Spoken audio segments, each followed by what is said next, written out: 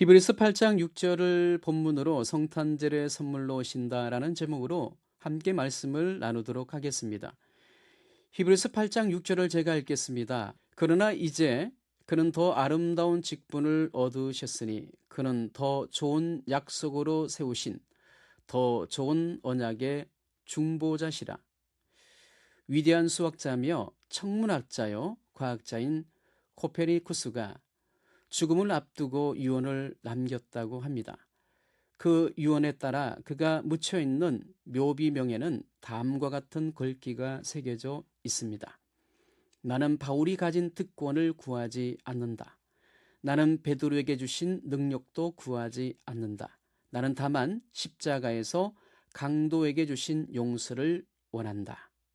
우리가 인간으로서 누릴 수 있는 가장 큰 기쁨은 용서하고 용서받는 기쁨입니다. 누구나 이 기쁨을 누리는 성탄절 자체가 선물입니다. 성탄절은 지극히 높은 곳에서는 하나님께 영광, 땅에는 평화, 모든 사람에게 기쁜 소식을 전하는 선물입니다.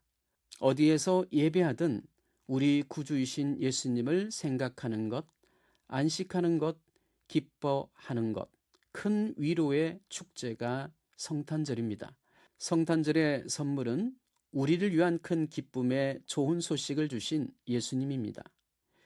예수님이 왜 하필 성탄절에 오셨을까요? 새 언약의 중보자가 필요했습니다. 본문을 보면 예수님을 새 언약의 중보자로 소개합니다. 예수님께서 그 피, 곧 언약의 피로 값을 치렀습니다. 그래서 우리를 위해 하나님의 언약 성취를 확보하신 것을 새 언약의 중보자입니다.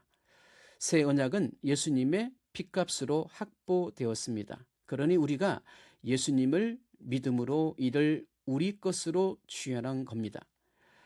히브리서 13장 20절과 21절을 보면 양들의 큰 목자이신 우리 주 예수를 영원한 언약의 피로 죽은 자 가운데서 이끌어내신 평강의 하나님이 모든 선한 일에 너희를 온전하게 하사 자기 뜻을 행하게 하시고 그 앞에 즐거운 것을 예수 그리스도로 말미암아 우리 가운데서 이루시기를 원하노라.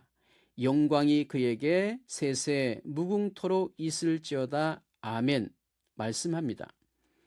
이처럼 새 언약의 중보자 예수님에 대한 많은 것을 말합니다. 예수님은 이 영광스럽고 주권적인 은혜의 중보자십니다. 그러므로 성탄절로 하나님이 그림자를 실체로 대체하셨습니다. 그뿐만 아니라 하나님이 직접 역사하여 자기 백성들에게 그 실체로 현실에서 구현하셨습니다. 그 실체를 우리 마음에 기록하셨습니다. 다시 말해 하나님은 구원의 성탄 선물을 크리스마스 트리 아래 놓아두고선 우리 각자의 힘으로 가져가도록 하지 않았습니다. 하나님은 그 선물을 우리 마음과 생각 안에 집어넣어 주셨습니다. 하나님의 자녀가 되었다는 확신을 우리에게 도장을 찍어 주셨습니다. 우리는 그분이 직접 오셔서 우리를 데려가신다는 사실을 믿어야 합니다. 다가오는 성탄절은 우리에게 얼마든지 희망이 있음을 말해 줍니다. 예수님은 왜 하필 성탄절에 오셨을까요? 참 생명이 필요했습니다. 요한복음 10장 10절을 보면 도둑이 오는 것은 도둑질하고 죽이고 멸망시키려는 것뿐이요 내가 온 것은 양으로 생명을 얻게 하고 더 풍성히 얻게 하려는 것이라 했습니다. 성탄절에 누리는 온갖 달콤한 것들이 뭐가 있을까요? 궁극적으로 위대하고 완전한 만족의 달콤한 것들입니다. 그건 우리가 느끼는 상실감과 기쁨으로 인해 천국을 더욱더 사모하는 데 있습니다. 양으로 생명을 얻게 하려고 예수님이 이 땅에 오신 거가 성탄절의 핵심입니다. 여러분을 위해, 나를 위해 영원한 생명을 얻게 하려고 예수님이 이 땅에 오셨습니다. 그러니 우리는 영혼의 샘에서 생수를 마시면 됩니다. 올해 성탄절에 우리의 지금을 더 풍성하고 믿음을 깊게 하기를 바랍니다. 사실 성탄절은 하나님의 가장 성공적인 일보 후퇴의 시작입니다. 하나님은 겉으로는 명백한 패배로 보이는 것을 통해 위대한 능력을 나타내셨습니다. 전략적 승리를 위해 전략적 퇴각하신 분이 우리 하나님이십니다. 야곱의 12아들 중 하나가 요셉입니다. 꿈속에서 그는 영광과 권세를 약속받았습니다. 먼저 위대한 승리를 얻기 전에 애굽에서 종이 되어야 했습니다. 심지어는 무고한 옥살이를 해야 했습니다. 하지만 그 모든 건 하나님의 계획 가운데 있었습니다.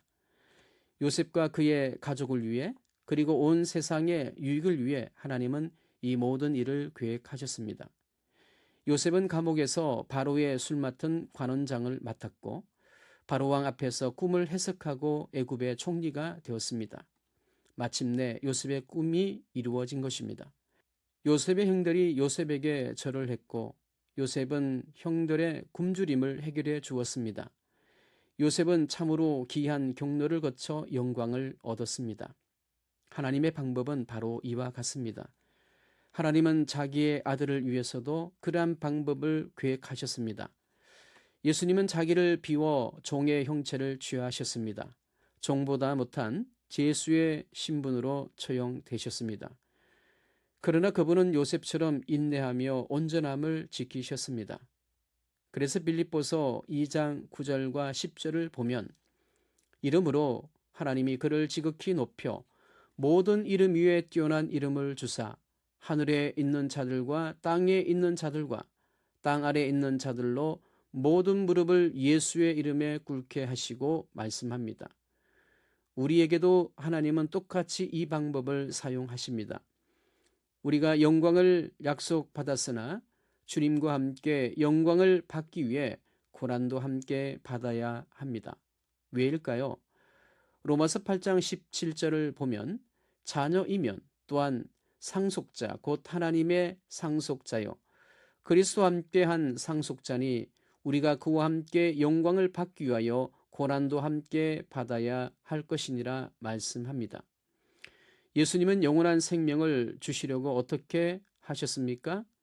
위로 올라가려면 먼저 아래로 내려가야 함을 보여주셨습니다.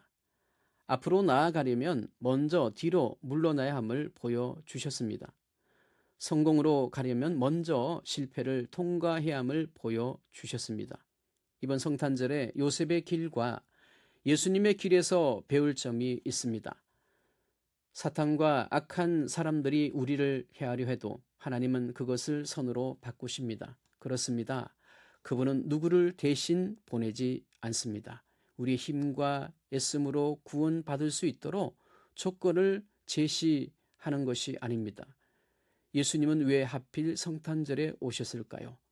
구원이 필요해서입니다. 하나님이 거룩하기만 하신 분이라면 굳이 예수님을 통해 내려오지 않습니다. 그냥 우리 스스로 분발하면 됩니다. 거룩해서 착함으로 그분과의 관계를 얻어내라고 요구하시면 됩니다. 하지만 그분은 공의로우신 분입니다. 죄인들에게서 분리되신 분입니다. 하나님 앞에 어떻게 우리가 의인으로 설 수 있을까요? 이것은 성탄절을 맞이하는 우리에게 주된 문제입니다. 하나님은 가장 위대한 실체, 자신의 독생자 예수님을 내어주셨습니다. 그것은 우리의 죄가 묵과될 수 없기 때문입니다. 반드시 처리되어야 하기 때문입니다. 우리가 올라갈 수 없다는 사실을 아셨습니다. 그분이 우리에게로 직접 내려오셨습니다. 이러한 성탄 선물을 받은 자는 하나님을 마땅히 찬양합니다. 하나님이 새 언약 안에서 예수님 안에서 약속이 바로 그것입니다. 그러나 우리의 죄가 걸림돌이 됩니다. 우리와 하나님 사이에 거리를 낸 우리의 불의도 걸림돌이 됩니다. 그런 공의로우신 하나님이 우리 같은 죄인들에게 어떻게 친절을 베푸실 수 있을까요? 어떻게 우주에서 가장 위대한 실체인 그분의 아들을 우리의 기쁨을 위해 내어주실 수 있을까요? 하나님은 우리의 죄를 자기 아들에게 담당시켰습니다. 아들 안에서 심판하셨습니다. 우리가 받아 마땅한 주의 심판을 받으신 겁니다. 이로써 우리의 죄는 제거되었습니다. 그런 의미에서 하나님은 우리의 죄를 기억하지 않으십니다. 하나님은 우리의 기쁨을 위해서 우주에서 가장 위대한 실체이신 예수 그리스도를 보내주셨습니다. 예수 그리스도를 사랑하고 신뢰하고 따를 수 있게 하신 것입니다. 우리가 영원히 주님 것이 될 수 있도록 자기 자신을 제물로 바쳐주신 주님께 감사합시다. 애청자 여러분, 모든 지각에 뛰어난 하나님의 평강이 그리스도 예수 안에서 우리의 마음과 생각을 지키실 것입니다. 아멘.